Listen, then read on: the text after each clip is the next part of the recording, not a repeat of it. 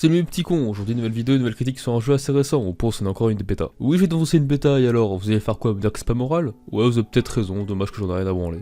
Ouais mais Listed c'est quoi en fait, parce que moi j'ai jamais entendu parler de ce jeu.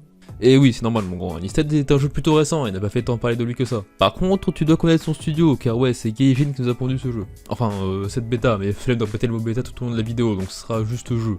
Bref, Gaijin a su de se réputer parce qu'ils sont tout de même les créateurs de Crossout, mais surtout de War Thunder, un jeu qui a très bien marché portant sur la Seconde Guerre mondiale, où on contrôle donc exclusivement des véhicules, donc des chars, avions ou bateaux. Et Enlisted se passe dans la même époque, mais cette fois-ci l'action se porte sur l'infanterie. Oui mais Sky, ton jeu de merde c'est un énième FPS sur la Seconde Guerre mondiale, putain mais ferme-la qui est test à la con, laisse-moi parler. Non, ce jeu n'est pas un simple FPS sur la Seconde Guerre mondiale. Enfin, si, en soi si, mais là où le jeu se démarque, c'est qu'on peut contrôler des escouades. Plusieurs escouades, avec différents soldats qui ont des différents niveaux, armes, spécificités, et j'en passe. Et en jeu, vous ne contrôlez pas qu'un soldat, ah non, vous contrôlez votre escouade entière. Vous crevez avec un soldat, eh bien ce n'est pas grave, car vous allez prendre le contrôle d'un autre soldat de votre escouade si celui-ci n'est pas mort. Vous préférez prendre un sniper à la place d'un mitrailleur? Eh ben si dans votre escouade, vous pouvez. Vous en avez marre de jouer à l'infanterie, alors vous pouvez très bien changer pour une escouade de chars ou même d'avions. Et avec tout ça et le fait que Gaijin soit derrière ça, le jeu doit être trop bon, non? Vous êtes marrant. Bon, comme dit précédemment, le jeu est en bêta, mais il y a des trucs vraiment chiants dans le jeu, et ce même pour une bêta. Bon, on va commencer crescendo. Tout d'abord, la hitbox est parfois ultra pété. Voilà, c'est tout. Juste que je trouve ça relou que quand tu tires sur un mec, bah ça le touche pas, ou à l'inverse que lui peut se toucher alors que t'es censé être à couvert. Autre point, et là on monte dans ce qui est la limite de l'acceptable, c'est que les déplacements sont tout bonnement horribles. Les déplacements sont rigides, mais genre vraiment rigides. Tu cours lentement, le perso prend un léger temps avant de s'arrêter ou de se croupir, mais surtout, putain de merde, qui est le con qui a codé les collisions des persos? N'importe quel meuble dans une putain de maison sera votre pire ennemi. En particulier si vous voulez juste décaler depuis une maison ou une connerie du genre. Ces meubles sont le chétan en personne, vraiment ne vous approchez pas de ça. Et pour rester dans tout ce qui concerne la jouabilité, pourquoi, genre vraiment pourquoi les chars et les avions sont aussi insupportables à jouer? Encore si c'était un studio autre que Gaijin, j'aurais laissé couler, mais les mecs sont quand même à l'origine de War Thunder quand même, hein, où les chars et les avions sont un plaisir à contrôler. Là c'est juste horrible, genre regardez ce char, la toile tourne super mal, on peut même pas la monter et on contrôle quasiment pas l'inclinaison du canon et on voit vraiment que dalle. Franchement, j'aurais préféré qu'ils fassent un vieux copier-coller de leur système sur War Thunder. Ok, bon, je comprends qu'ils aient probablement fait ça pour une question d'équilibrage, mais il y avait quand même 1001 façons de rendre ça plus équilibré pour l'infanterie. Non, vraiment, je les capte pas, et c'est un point où j'espère vraiment qu'ils vont modifier la sortie du jeu.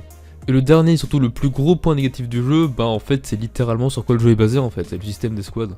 Alors, le système en lui-même est assez bien branlé, hein, qu'on se le dise, c'est surtout une partie de celui-ci qui est complètement niquée, et pas une petite partie, hein, car ça concerne quand même l'IA. Car oui, quand tu as une escouade de 5 personnes, un soldat est contrôlé par le joueur, donc toi, et les 4 autres par l'IA. Sauf que putain de merde, mais l'IA est complètement conne, mais genre vraiment. Elle se met à découvert, tire une fois sur 10 parce que bon, on s'en branle quoi. Et quand elle tire, bah se permet très souvent de rater l'ennemi, hein, parce que sinon c'est pas drôle. Et parfois non, même très souvent, elle vient même te faire chier dans ton champ de vision, comme ça vraiment tu peux bien pas tirer, c'est vraiment nickel. Donc généralement quand tu crèves au bout d'un certain temps de la game, soit ton escouade entière est complètement décimée, soit il reste un PACNO à 10 HP. Et la seule fois où vous aurez pas de problème, c'est si vous faites soit buter avant eux, donc vraiment au début de game, soit si votre escouade est bloquée dans un bâtiment, ce qui m'est déjà arrivé, car apparemment ils sont beaucoup trop cons pour savoir ouvrir une porte par eux-mêmes.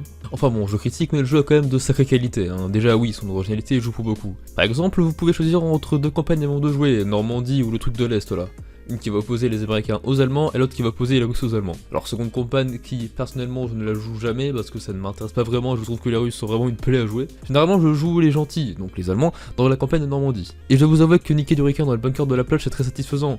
Ou même l'inverse en fait, car c'est une sensation garantie. Le jeu est vraiment stylé sur ce coup, c'est le bordel partout, il est tir de plus savoir où tourner la tête. Tu vois des alliés s'affaler un à un devant toi jusqu'à atteindre la sortie de la plage pour tenter de sortir les Allemands du bunker. Enfin, ça c'est si t'as pas déjà un avion qui t'a explosé à la gueule. Oui, car même si tu te touches pas, l'impact des explosions peuvent te sonner, ce qui rend le jeu très RP sur le coup, mais ça peut être quand même assez chiant, hein, surtout qu'il y a très peu, voire presque aucune défense anti-aérienne. Ah, attendez, on me dit qu'étant un connard, je me tape une mage majeure de jour plein d'écriture. Ah ouais, c'est ça, bon bah, au moment où j'écris ça, donc le 20 mai 2021, une nouvelle campagne vient de sortir, la bataille de Berlin. Du coup, j'ai testé vite fait, et franchement, elle est grave propre, les maps sont sympas, c'est du russe contre allemand, et puisqu'on est vers la fin de la guerre, on a des chars et des armes bien plus sophistiquées. Bon, des bugs ont également été patch, mais rien de bien intéressant, hein, les défauts que j'ai cités sont toujours à jour. Enfin bref, bon, revenons. Le jeu a comme qualité d'être très complet. Chaque campagne aura ses squads uniques où on peut les améliorer avec des points gagnés au fil des parties. Pareil pour les soldats où on peut les améliorer et également customiser ses armes avec des pièces. Bref, il offre de nombreuses fonctionnalités du genre. C'est compliqué à s'y retrouver mais on s'y fait avec le temps. Quant aux maps, de manière générale, elles sont toutes vraiment sympas, elles sont toutes très belles. Il y a vraiment eu un très gros travail sur l'environnement et ça c'est vraiment cool car ton jeu a beau avoir une très belle direction artistique et de très beaux graphismes et bien un peu de verdeur, bah, ça fait jamais trop de mal.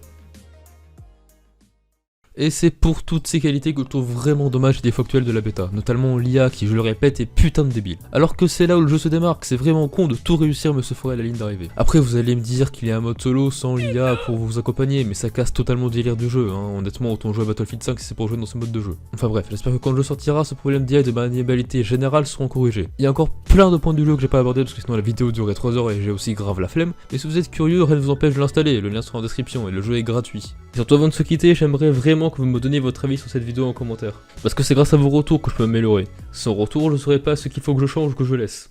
Enfin bref, sur ce, j'espère que cet épisode d'analyse en critique vous aura plu. Ça me change pas mal de m'attaquer à des jeux pas très connus. Allez, sur ce, à plus tard et portez-vous bien. Ciao.